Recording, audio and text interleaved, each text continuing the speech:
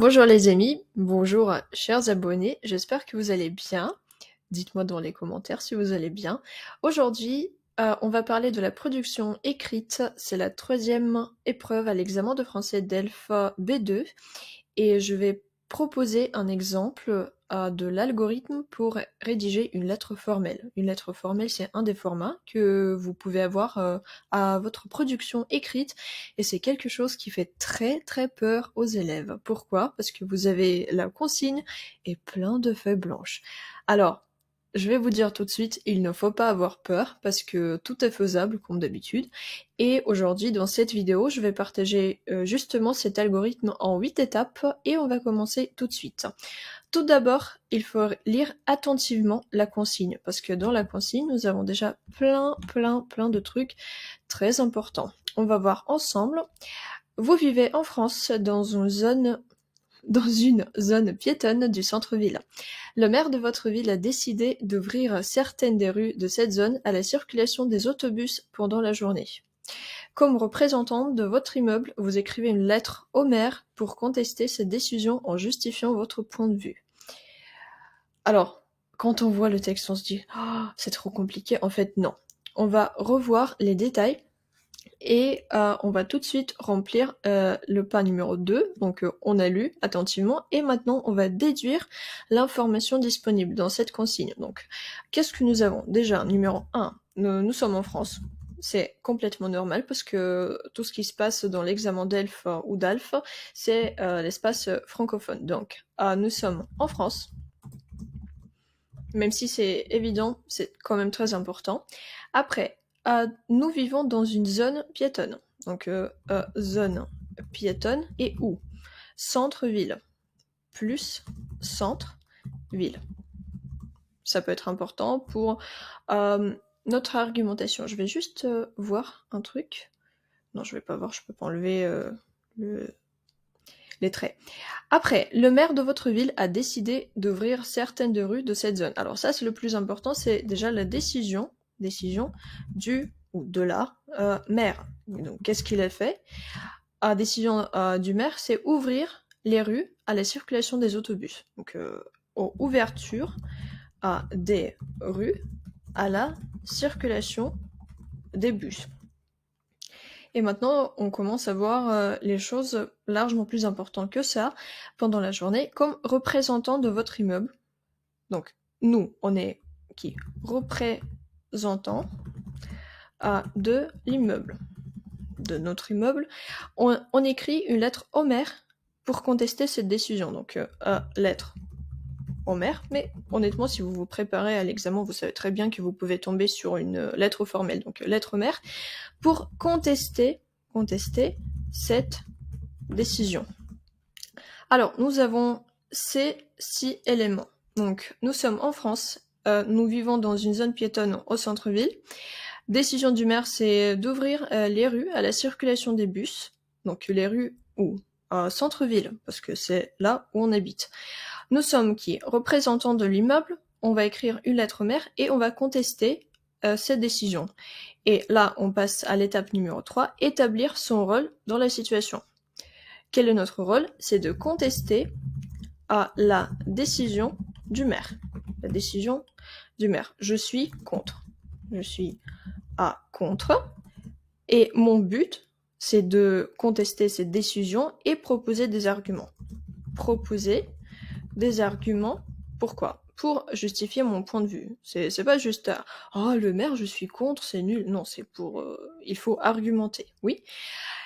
Et quoi d'autre?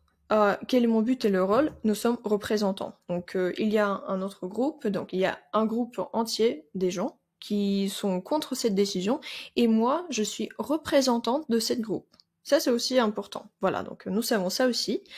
Et maintenant, on va choisir la direction de l'argumentation dans notre lettre. Donc, c'est quoi l'argumentation? C'est justement les choses qui montrent que votre point de vue est argumenté, que ce n'est pas juste une idée comme ça au pif, c'est quelque chose qui a des fondements. D'accord? Et donc, comment est-ce qu'on va choisir la direction de l'argumentation? Là, c'est évident, c'est proposer des arguments contre la circulation des bus, on va dire circulation des bus, des autobus. Et c'est quoi proposer des arguments contre? C'est aussi de proposer les arguments pour la préservation des rues telles qu'elles sont en ce moment, des rues. Voilà. Donc ça, c'est notre direction de l'argumentation. Proposer des arguments contre la circulation des bus. Qu'est-ce que ça fait à ma ville? Donc c'est quoi l'impact sur ma ville s'il y a des bus? Parce que c'est ce que le maire veut faire. Oui. Et pour la préservation des rues, pour garder peut-être l'aspect historique, parce que c'est le centre-ville, un petit spoiler, on va aussi proposer des idées. Oui, parce qu'on ne peut pas juste dire « Ah, je suis contre » et c'est tout, ok? Voilà, maintenant on va chercher des arguments. Et comme j'ai déjà écrit, quand je planifiais la vidéo, il faut garder les plus forts. Pourquoi? Parce que pendant la recherche des arguments, on ne fait que chercher. On va choisir après. Tout d'abord, on va juste avoir idée 1, 2, 3, 4, 5. Pourquoi? Par exemple, nous savons déjà que c'est le centre-ville. Pourquoi est-ce que je veux pas qu'il y ait des bus? Parce que déjà, c'est quelque chose d'historique. Moi, je veux peut-être garder l'aspect historique de la ville. C'est même pas de la ville, c'est plutôt de mon quartier. De mon quartier, parce que c'est le centre-ville, c'est mon quartier, ça. Après, il y a quoi? Il y a pollution, déjà, de l'air. Il y a aussi pollution sonore. Vous voyez? Plein d'idées comme ça, pollution sonore. Après, quoi d'autre? S'il y a des bus, il y a quoi? Il y a peut-être des dangers pour les enfants qui vont traverser les rues. Oui, danger pour les enfants. Et pas forcément les enfants, ça peut être des adultes aussi. Donc il faut expliquer quel danger ça peut avoir. Oui. Après, quoi d'autre? Les bus, pourquoi je serais contre? Parce que il n'y a plus de possibilité de se promener tranquillement. Donc je ne peux plus me promener tranquillement. Donc c'est un loisir de moins pour les habitants de la ville. Je ne peux plus me promener. Vous voyez? Mais je ne vais pas utiliser tous ces arguments, je vais juste choisir les plus forts. Pourquoi? Parce que quand on va composer le plan, je vous propose de garder 3 arguments. Et normalement, dans notre argument, nous avons une idée. Donc une idée forte, on va prendre par exemple la pollution sonore et on va développer cette idée. On va prendre pollution sonore et développement de cette idée. Qu'est-ce que ça fait? Par exemple, si je vais dormir, peut-être il y aura des bus nocturnes. Ah non, c'était pendant la journée. Faux. C'est pendant la journée et je ne peux pas dire des bus nocturnes. Pourquoi est-ce que c'est important alors pendant la journée? Donc vous expliquez parce que peut-être je travaille depuis la maison, ma fenêtre est ouverte et voilà, il y a les bus qui font du bruit. Voilà, ça c'est pollution sonore. Donc développement de l'idée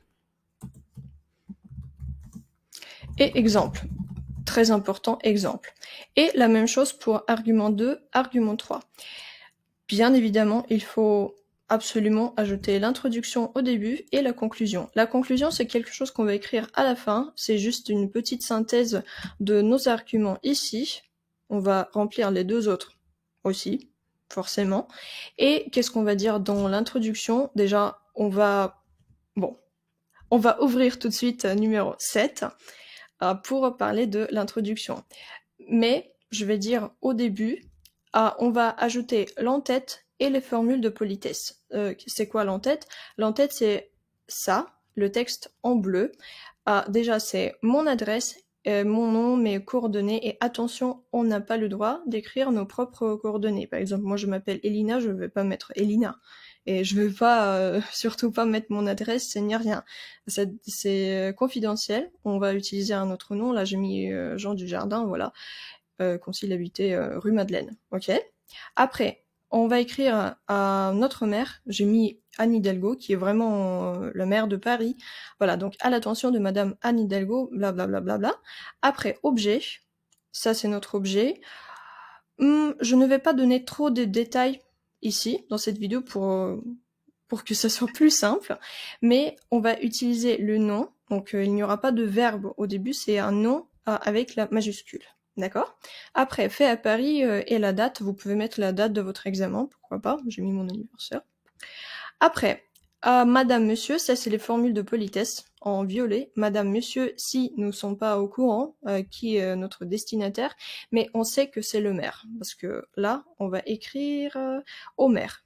Donc là, on sait très bien, et on sait que madame Anne Hidalgo, c'est madame. Donc madame la maire, on peut mettre. Oui, c'est la forme au féminin. Mais par contre, si on ne savait pas, on pourrait mettre madame, monsieur, dans cet ordre-là. Et voilà, et donc introduction, dans notre introduction, on peut faire référence à la situation qui est incitée, la rédaction de la lettre. Donc pourquoi on écrit cette lettre? On peut tout d'abord dire que je représente notre immeuble, donc en tant que représentant de notre immeuble, je voudrais réagir. Donc là, je vais mettre réagir, mais vous pouvez ajouter un autre mot. Par exemple, je voudrais exprimer mon désaccord concernant votre décision ou autre chose.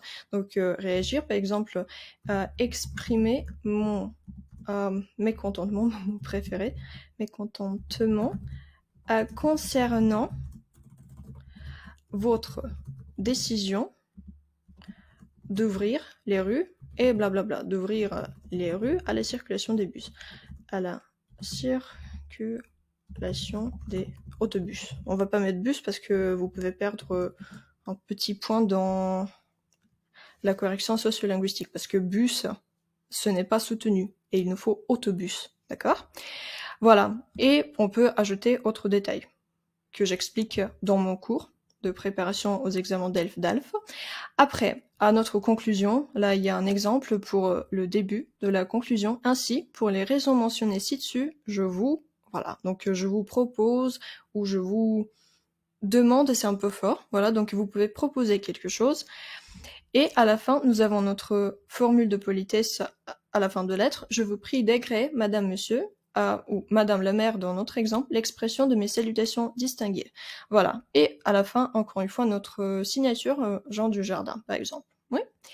Et numéro 8, que j'adore, c'est corriger, comme si vous étiez payé pour trouver des fautes. Donc là, on va relire notre lettre formelle quand on a déjà rédigé et on va chercher des fautes. Et il ne faut pas chercher des fautes en défendant vos choix. Si c'est ambigu, il faut corriger plutôt. Donc vous pouvez remplacer, vous pouvez choisir une autre option pour être sûr que vous pouvez avoir votre point pour tel ou tel aspect ou critère, d'accord? Donc on va corriger comme si on était prof. Ça c'est très important. Voilà, et ça c'est votre lettre formelle. Vous voyez, ce n'est pas très difficile. En fait, c'est même simple. Il faut juste avoir déjà l'en-tête, dans la tête.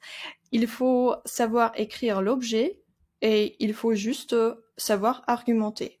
Ce n'est pas si simple que ça, il faut juste un peu d'entraînement, bien évidemment, mais sinon, c'est facile. Si vous voulez, vous pouvez rejoindre mon cours de préparation aux examens DELF et DALF à partir du niveau B1. Par exemple, le cours suivant commence le 18 septembre. Et si vous voulez, vous pouvez vous inscrire avec le lien dans la box de commentaires. Je suis débutante sur YouTube. Voilà, merci beaucoup d'avoir regardé cette vidéo. Si vous avez des questions, vous pouvez bien sûr m'écrire dans les commentaires. Et bonnes études!